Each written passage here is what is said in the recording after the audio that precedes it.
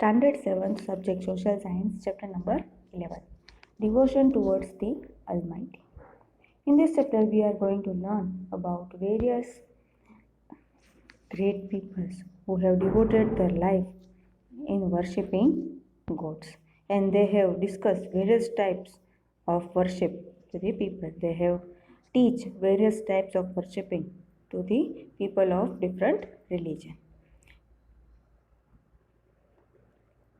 The above picture must have made you wonder, when did people start praying and singing religious songs in this way?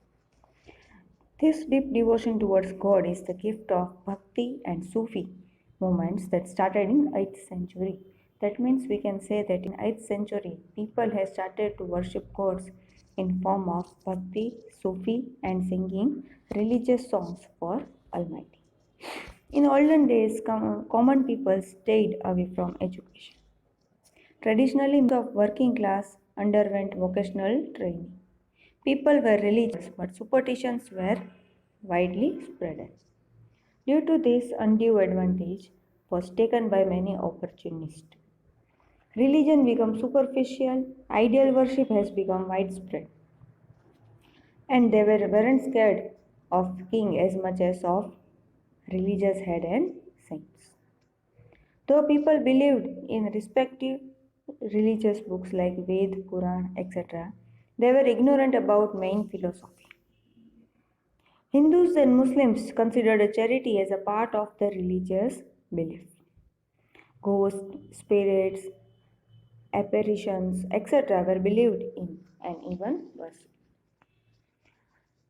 Some opportunities priest, Maulvi, saint, witch doctors, etc., started taking advantage and of ignorance of people and their blind beliefs to make their life more comfortable and luxurious. Then Bhakti movement has started during that period.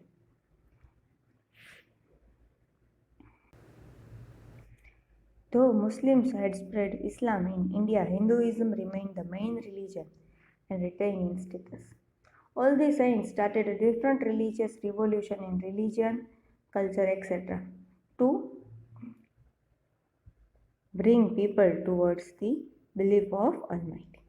The first was Vallabhacharya.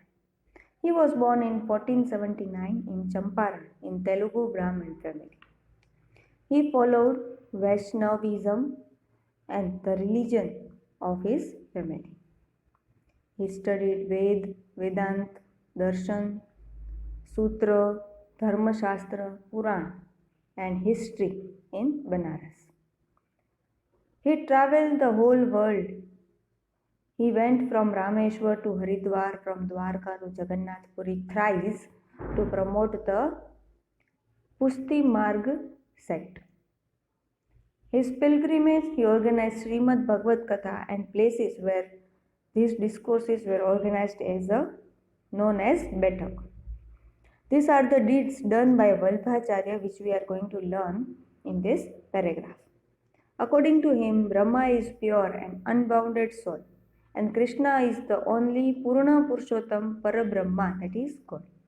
He therefore felt that bhakti was the only way to seek freedom from cycle of birth and death and to attain salvation. Salvation means moksha. This religion could be followed by anybody without any difference of caste, color or creed. Second is Chaitanya Mahaprabhu. Chaitanya Mahaprabhu was the last guru in the Acharya tradition in Vaishnavism. He also followed Vaishnavism. He was born in 1485 in the famous educational place Navadip in Bengal. He became well known because of his love for meditation. He popularized the chant of Hare Krishna Mahamantra. Within a short span, his mantra spread all over Bengal. People of any caste would join his Kirtan Mandali. He spread the message of Krishna Bhakti in different corners of different states. He propagated this sect without any distinction on the basis of caste, color and creed in such a way that it created integration and brotherhood among the people. He asked the people to pass their days in God's service and chant his name in order to get salvation. Guru Nanak went to Sri Lanka, Arabistan, and Iran. He believed that man is a first human being and then person of a particular caste. That means everyone is equal for him and there is only one God. He is omnipotent, omnipresent, and omniscient. He is the Guru and the real Sahib. Guru Nanak believed that people, with the help of Sadguru, one can attain real knowledge and can know him, and one has to seek the shelter of God in order to remove ignorance. Satnam is accepted as a symbol of God, and one must continuously chant God's name. People of different religion becomes his followers. They are known as Sikhs.